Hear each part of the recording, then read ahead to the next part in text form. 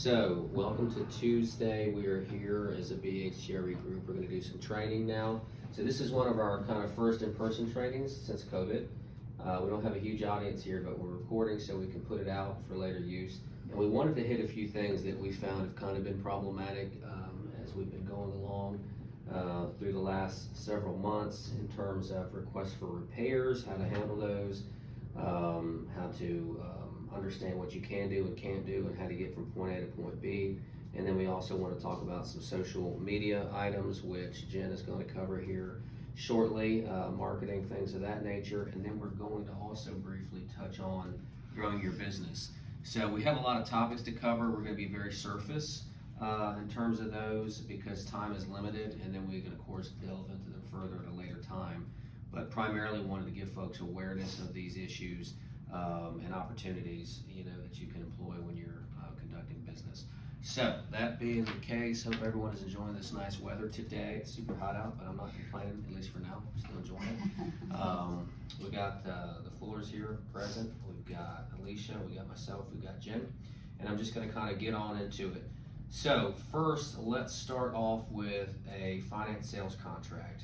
We're going to talk about request for repairs. I happen to have a contract pulled up in front of me, and you always hear, oh, it's not in paragraph 4, or it is in paragraph 4.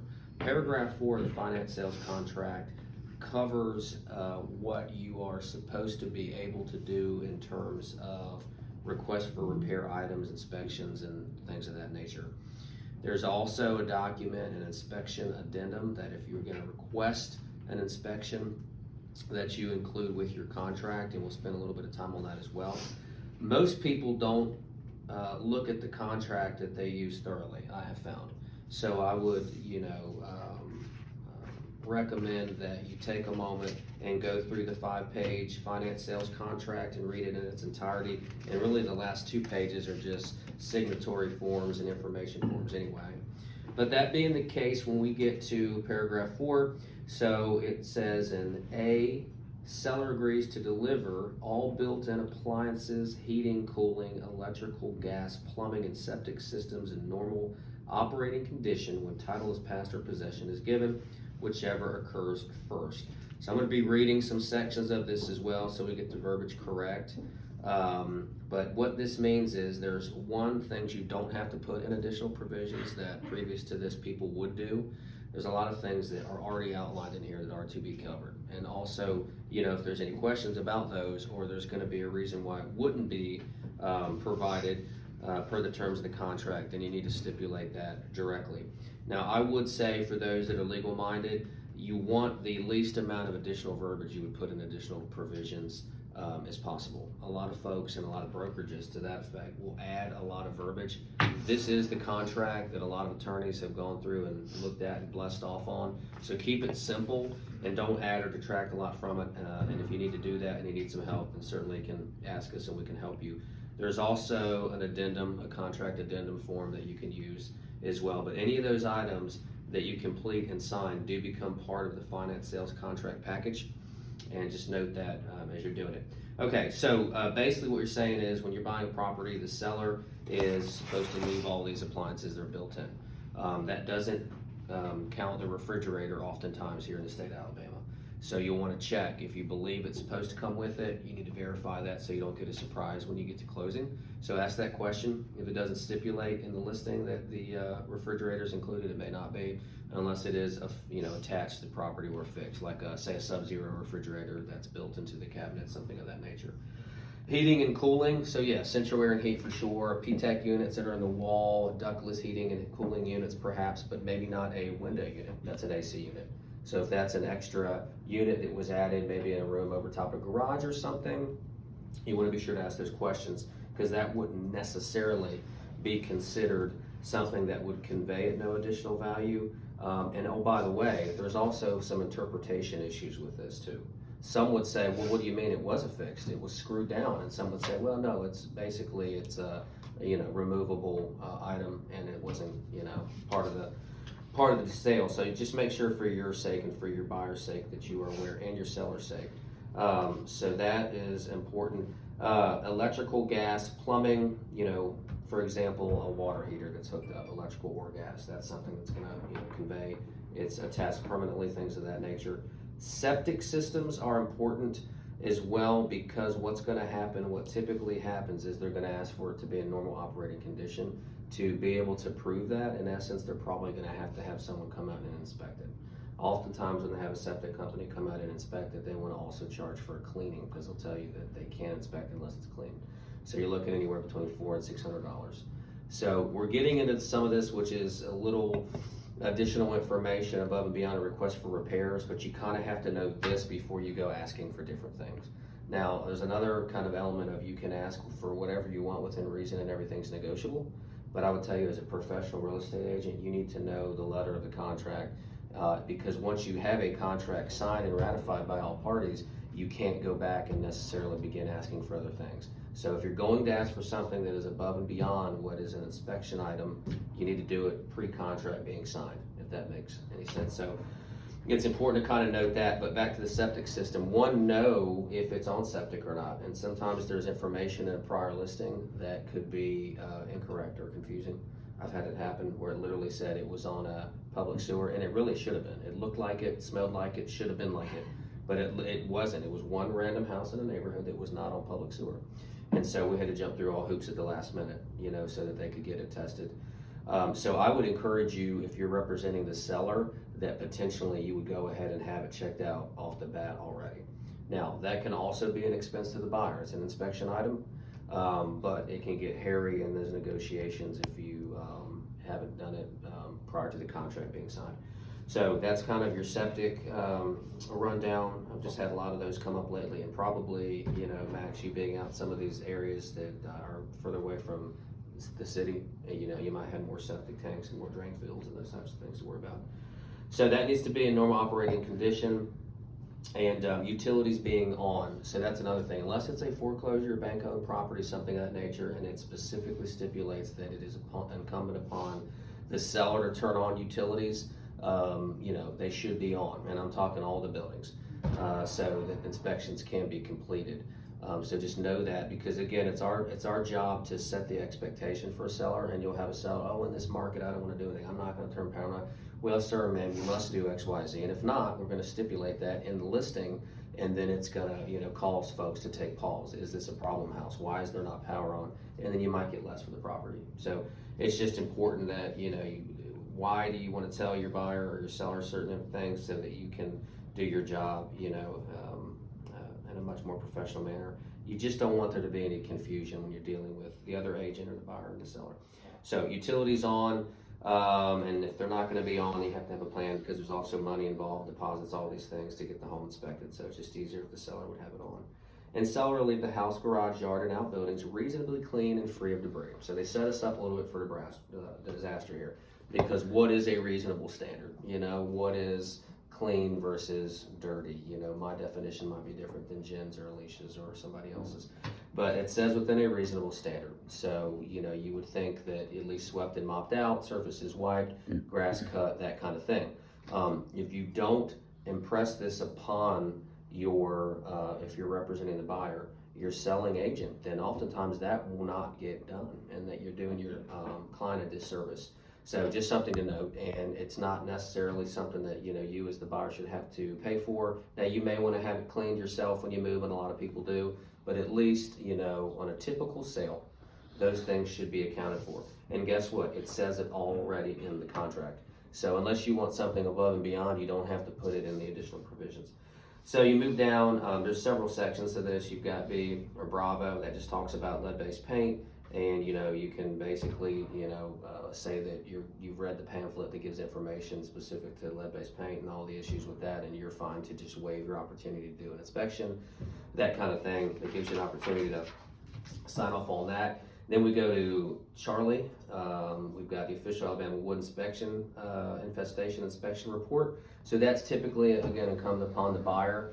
It's to pay for that. One, it's good for a buyer to know. It's also usually a lender required item. So that's anywhere between $75 to $150 to have a pest infestation report complete. And now, if the seller has a termite bond on it, they might be able to get that letter. There's still a charge you may have to pay for, but it might be less. You can negotiate that and write it into the contract, but typically that's gonna be a buyer responsibility and it's gonna be required. Now, if it's a cash purchase, it's not required, okay? So you wanna make sure you are, working for your client and saying, hey, do you wanna go ahead and pay for this? I would recommend it. It's up to you, but you don't have to have it, just like you don't have to have a survey anymore, even for a lender. That's why everybody's accepting these cash offers. That's right, it's a lot less, Yeah, and you get into negotiations, it's like, I've got an offer right now where it's literally, the house is $129,900, and someone offered me $140,000 for it. I don't really have an interest in taking that offer, because it's subject to a lot of different things, and I would take asking cash, or even almost 5 below asking, because I priced it very high just to be done with it. So it's not always about the price. Of course, you're representing your client. You don't always get to pick, but you can give them suggestions. Okay, moving along. Additional property inspections, you can check basically yes or no, does or does not require the property inspection. Now this can get a little bit convoluted. Some you might say, yes, we're going to do an inspection, but we're going to take the property as is. We simply want to know what we're buying. Now, some will say, be a hybrid of that. We're going to do the inspection. We're not going to ask you for anything, but if it's a crap show, we might say no thank you, okay? So there are those types of things.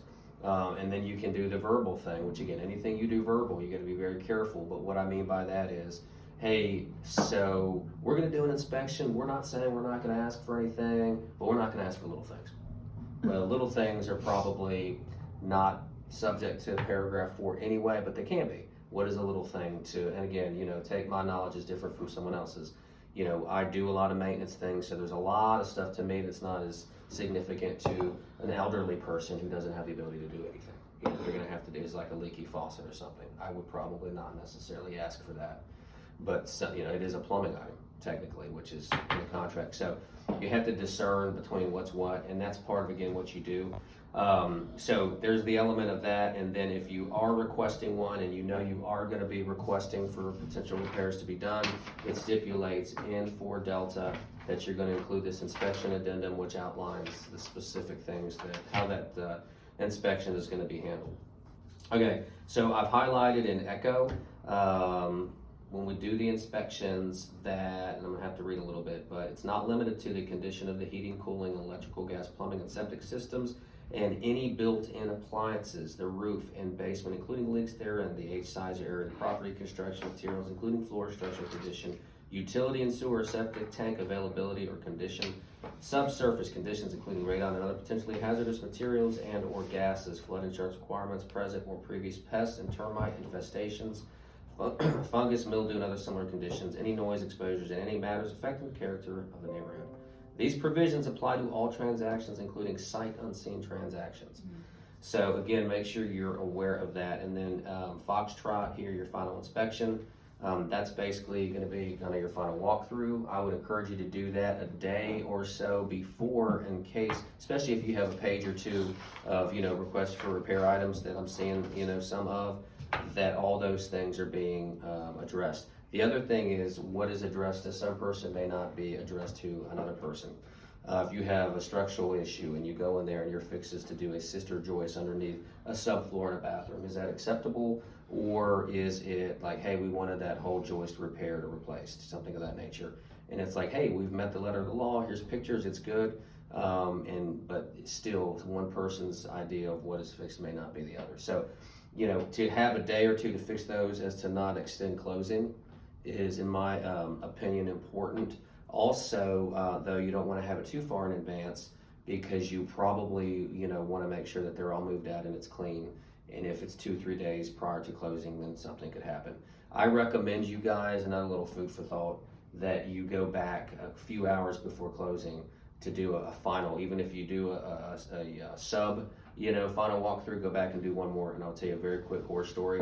A property that I was selling, the buyer and the seller were both out of state, and it was a mail away closing. So then it's kind of like you get into, hey, the closing statement is dated for this date, but it doesn't actually get signed upon until a day or two later. It doesn't get recorded, it doesn't get funded, whatever, until a few days later. Literally, this house on the cul-de-sac, someone drove their car to the corner of the house after the documents had been dated and closed, but not technically closed.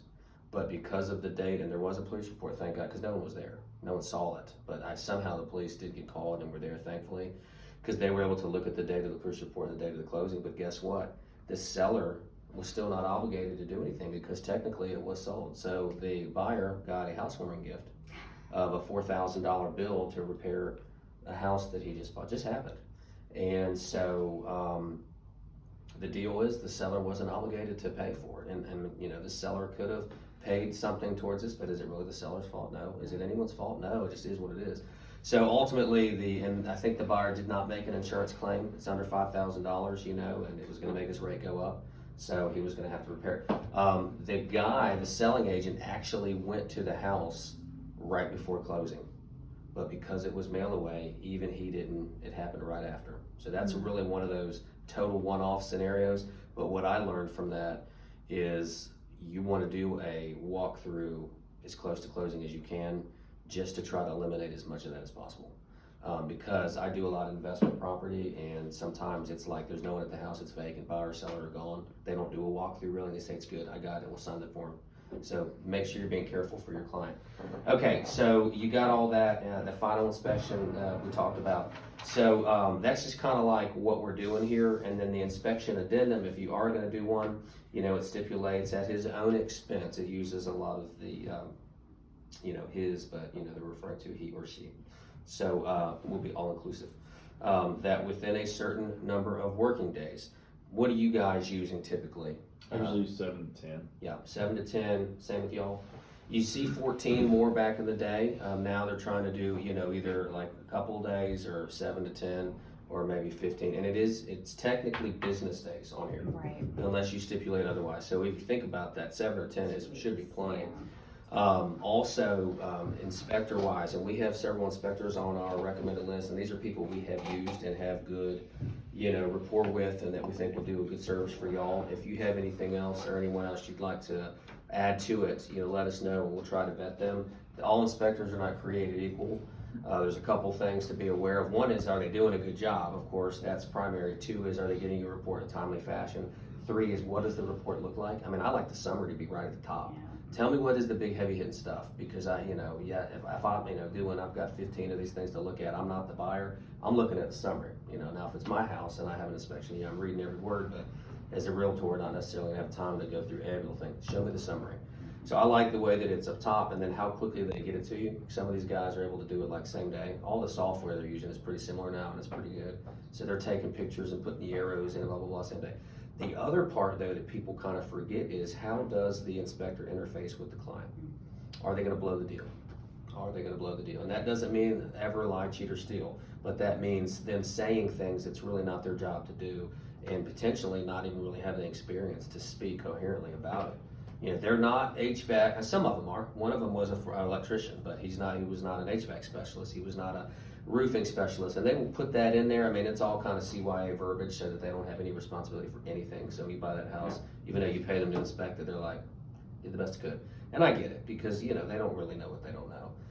You can't see everything, you know, they're just there for a few hours, but that kind of thing. But, you know, I want to use someone who's not gonna blow a deal, and that means saying things to new clients just buying a house. You need a whole new plumbing system. Like, really? Why would you say that? Why would you say, do they really need one? Are you a plumber? Probably the house is 30 years old, plumbing's actually pretty good. So why would you say that? And then you get, you know, a first-time home buyer who says, I'm not interested. So we want accurate feedback, but we don't want them, you know, blowing the deal and getting kind of that catastrophe, call it catastrophizing, when everything is a huge issue. Or, you know, things that are legitimately not issues, they're drawing attention to. I've had a lot of them with structural stuff. There might be some settling, some very basic minor settling type of stuff that is anywhere, in any place, in any house, it's subject to it. It is not necessarily that everything is a structural issue. So just be mindful of those, because, you know, they can really blow a deal. And stop me if I'm going over time, because we've got a lot of stuff to go over.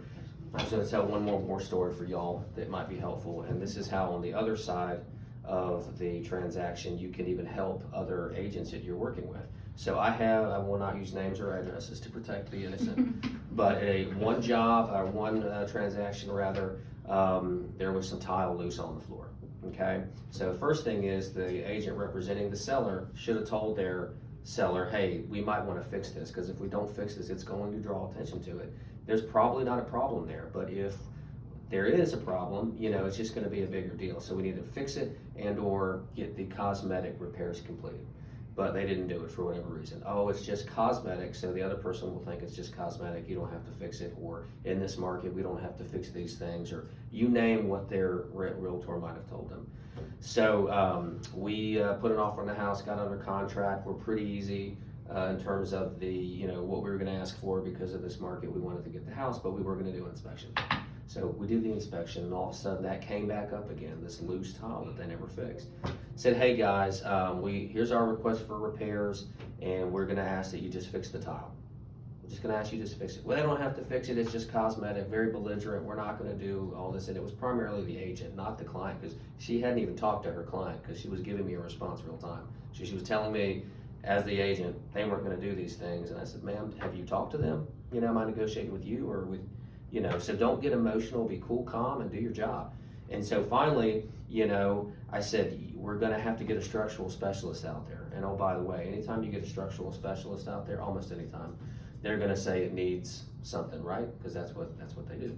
So I said, he's gonna have us do a bunch of work. And I don't think it's that serious of an issue, but that's what is probably gonna be required by the buyer. Long story short, it was $5,000 later.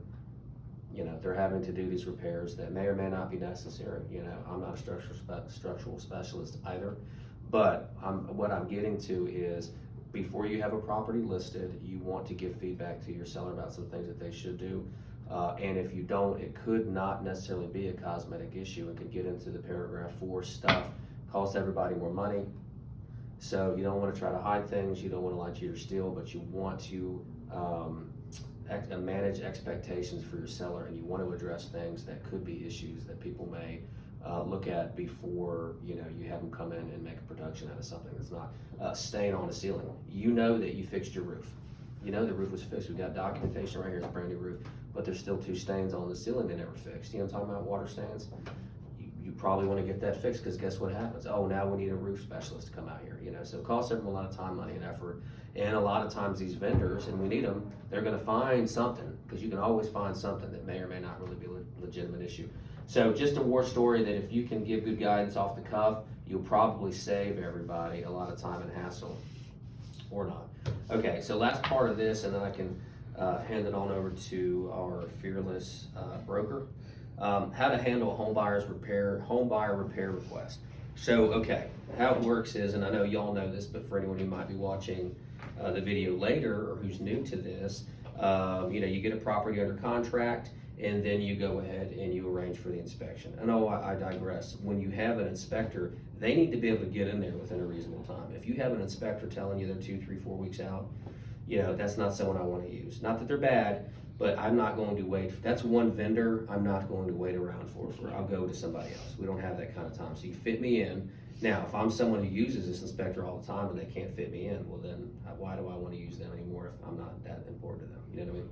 So you don't, if you have an inspector that says you can't do it, they can't do it, and you're having to change around your timeline based on your home inspector, that's wrong. Just find somebody else. Just this is a side note. So basically, you get the home under contract. At that point, you do want to go ahead and arrange for the home inspection to be completed. Whether you're there or not there is up to you.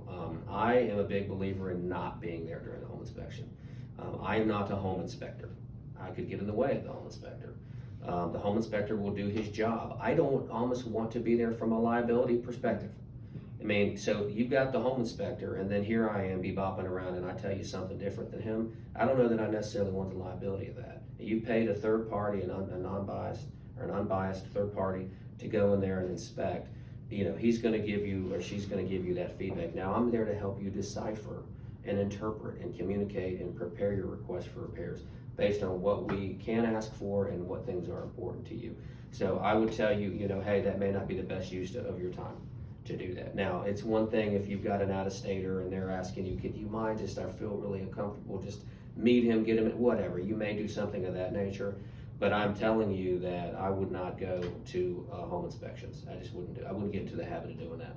And I've never had anyone get upset with me, a buyer, about it when I tell them that no. And I've never really even had anyone ask me to go, but I know some people do it. So there's that. Let them do it. A lot of times the buyer, especially if it's a first timer or a real super, over the top kind of detailed person, and that's fine. They're buying an expensive house. They may want to be there, and that's totally on them to be there. Oftentimes they may have, questions of the home inspector, based on certain things that they will ask their recommendations on. So home inspection is done, and then you're going to get this report pretty quickly.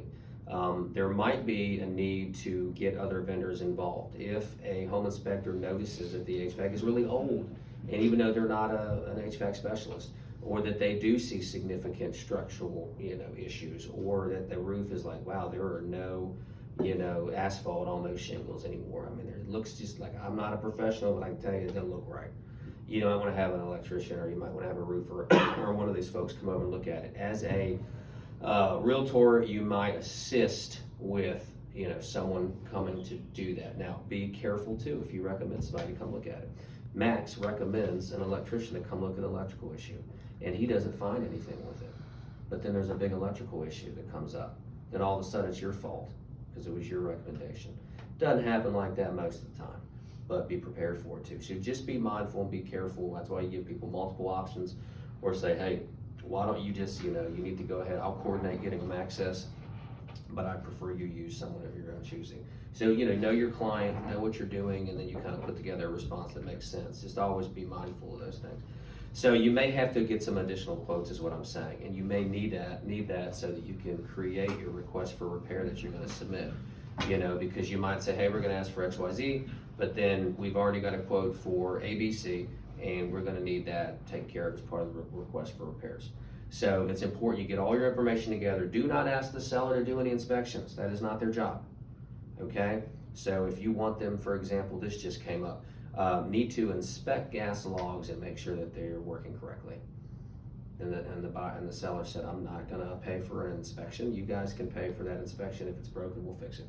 Now, there's some, if it works, then, maybe you wanna, prevent, some issues right off the cuff and just handle it. But if you've never used it and you don't know, then, that would be incumbent upon the buyer to orchestrate that inspection and handle that, for example. So that's something that comes up quite often with fireplaces. So when you're requesting that items be repaired, you want to refer to paragraph 4, major systems, so plumbing, electric, HVAC, roof, structure.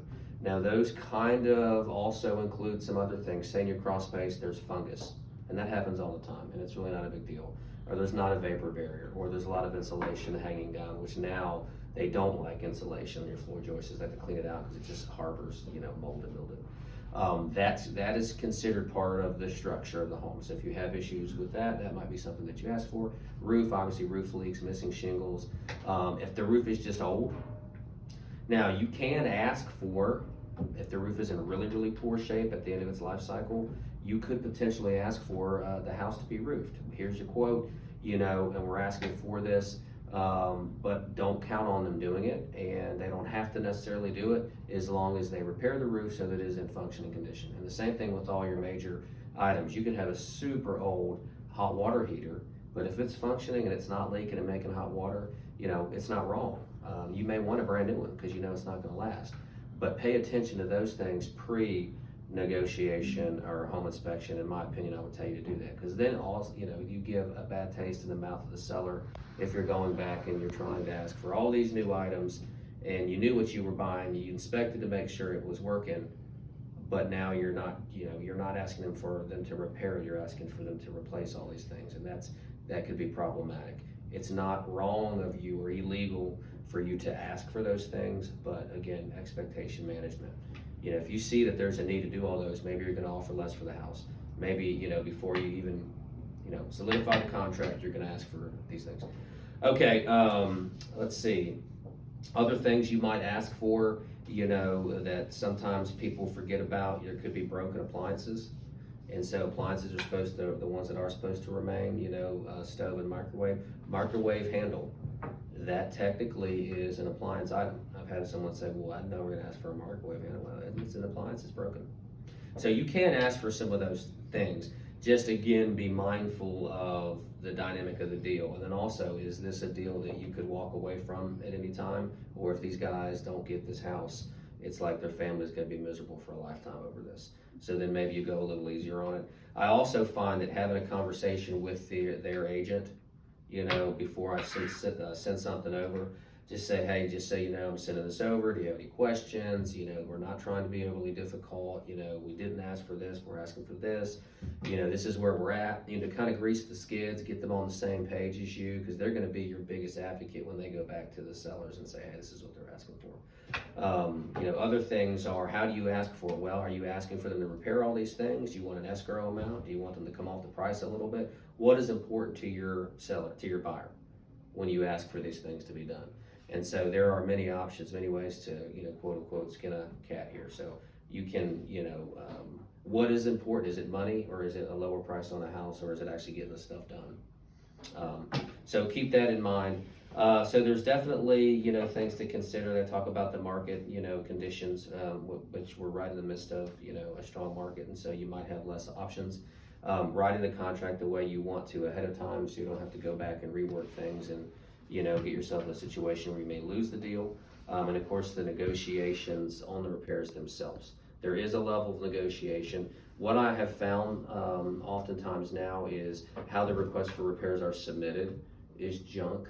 I would tell you to take the time to define exactly what you want. Now you can refer to the summary or to the report. You can say page 5, paragraph 3, section 1, leaky faucet in hall bathroom needs to be replaced or repaired. Great. I mean, you've told them where to go, and you've also told them what it is. Sometimes people will just put page 1, page 3, item 9. And you're like, and you gotta spend an hour, and you gotta and I've had some realtors be like, no, you put it so I can read it. And you can be like, I'm not gonna do that, or you can just do it kind of the way that everyone would prefer to get it. Treat someone how you so just go ahead and take the time. Now you can kind of cut and paste from summary, but you need to go back and get out all the stuff that says inspect or, all the reasons why it could cause an issue. No one cares about that. What are you asking them to do? Leaky faucet in hall bathroom, repair, replace. Repair/replace. What does that mean? If it can be repaired, repair it. If not, then you put a new faucet in there. Give them you can't dictate how they do it. Now, I say that to say that you can, and a lot of people put this, must be repaired by licensed insured, contractor, and receipts, provided 48 hours prior to closing so we can verify it's done. Now, there are some things that, they're not going to technically get some licensed insured contractor to, touch up a ceiling. Okay, that's a cosmetic fix, but just as an example. But the stuff that's electrical, HVAC, plumbing, roof, structural, then yes, you would want a legitimate, but just put it on their umbrella, and that will cover you and cover your client, that everything is going to be hopefully handled the way it needs to be with receipts, so you can verify that it's done. So write it how you would like it to be written, and I will tell you again to do it that way. Note it in your inspection report. You send the inspection report as part of it, so they have it for reference. And if there's any question about don't be ambiguous. Repair all windows. Caulk on all the windows. Oh, what windows do you need to? You don't have to write paragraphs about it, but be specific, because you want to waste their time and you don't waste your time. When you're doing the walkthrough, you go to the window that you ask them to repair, and then you can see it's repaired and you move on to the next thing. With that, and again, we could go on for days and weeks, and we're going to come to an ending here, and we'll have more sessions on this. Windows, for example, typically if there's a fog window, oftentimes that's not necessarily something that would be covered under paragraph 4, or that you could plan on them covering for you. Cracked window, yes. Fog window, no.